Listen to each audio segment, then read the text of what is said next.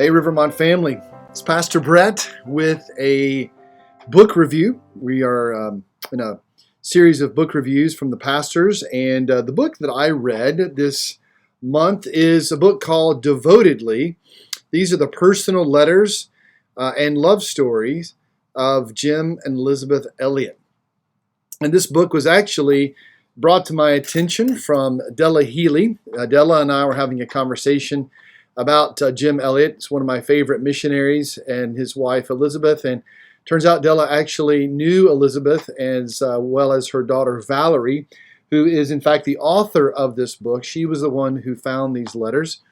And so I was intrigued, having read the journal of Jim Elliot some years earlier, and wondered what it would be like to have a better sense of their relationship. And this book really does give you a sense of their relationship prior to their marriage. And so if you're familiar with the story of Jim and Elisabeth Elliot, of course, you'll know that they were missionaries in Ecuador, reaching the Alca Indian tribe, and Jim, as well as 4 other missionaries, were brutally murdered by that tribe. And after a period of time, that tribe welcomed Elisabeth and their daughter Valerie into their tribe, and through Elisabeth's testimony and the murder of her husband and other workers there, God saw fit to draw them all to Christ, and so she stayed there and discipled them. And so it's a fascinating story to me. And if you are interested in missionary biographies, I would encourage you to read the book Through Gates of Splendor, which Elisabeth Elliot wrote about their being there and the murder of her husband and the other missionaries. But this particular book is about the love letters, and there's several things that I was drawn to as I read through this book. The first thing is that obviously they wrote letters back in the 50s, and we as a younger generation, those of you who are probably 30 and under, letter writing is not something that you have ever probably done. Maybe writing thank you notes. But back in the day, that's how you communicated, was writing letters. And you get this sense of expectation and anticipation between letters. And there was always, just like when we send text, there was always room for misinterpretation of what the particular writer would have meant by a statement. And so you see throughout their letters sort of working through, getting to know each other and how they how they wrote and how they thought. One of the things I didn't realize is that they didn't really spend that much time together, even though they had known each other 5 years prior to their marriage. They had not necessarily spent as much time together. They first met when they were at Wheaton College as students. Elisabeth was a year older than Jim, and they were definitely attracted to each other. I think from a more of a spiritual perspective. They're both very devoted to the Lord, as well as we learn throughout these letters to each other. And that's something that was also very interesting to me, is just how committed they were to following the Lord's purposes for their life, even if it meant not being able to pursue their desire to be together as a husband and wife later on. And so you see 2 individuals who at times are conflicted in their emotions and feelings towards one another, because it seems as though that would cloud their following God's call on their life as missionaries. And nothing was more important than that. And that's something that really strikes at my own heart, is how committed am I to following God's call, no matter what it may involve, whatever I may lose. And you get a sense of what our own missionaries give up and sacrifice when they answer God's call to serve in a cross-cultural context. They give up so much, and you sense that with every single letter, and their unfulfilled yearnings and their hope deferred, as it were.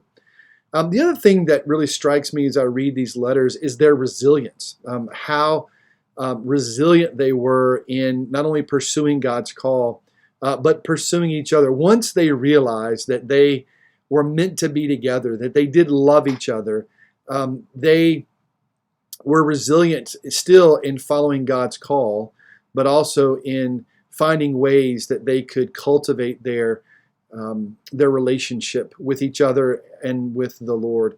And so throughout this book, you see wonderful examples of them putting aside disappointment, putting aside frustration at situations that go beyond their control because of a flood that washes away a bridge and they can't get to each other, or just the distance of being 5 hours away or a country away, not being able to be with them, and again hanging on the letters that they would write.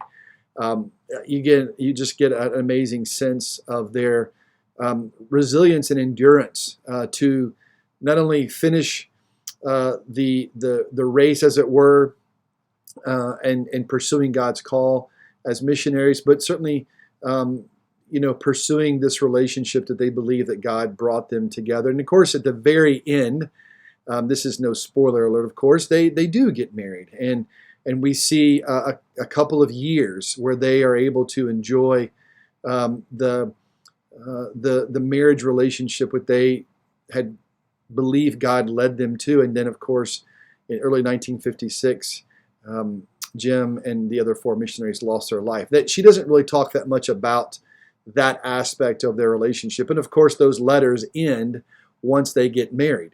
Obviously, they're not writing letters anymore because they are together. But it's a wonderful insight into 2 extraordinary people who are very devoted to the Lord. And it's very encouraging to me to read of that devotion, and makes me want to follow the Lord even more nearly and dearly than I have in recent memory. And so, if you enjoy missionary biographies, if you enjoy reading into the thoughts of people that may seem perfect. Clearly, Valerie says throughout her book, these are not perfect people. They were not a perfect husband or wife, far from it, but they did love the Lord and sought to pursue Him in every facet. And so, just appreciate that story, and how resilient, how devoted they were to each other, and would again certainly encourage you to pick up that book again. It's called Devotedly: The Love Story, the Letters, Personal Letters of Jim and Elisabeth Elliot. It's by Valerie Elliot Shepherd. And I'll leave you with one last little tidbit here. I said that Della and Elizabeth knew each other. Here's a picture: the young Della Healy and Elisabeth Elliot having tea together. This was in the 1990s. They were having afternoon tea. So there you go.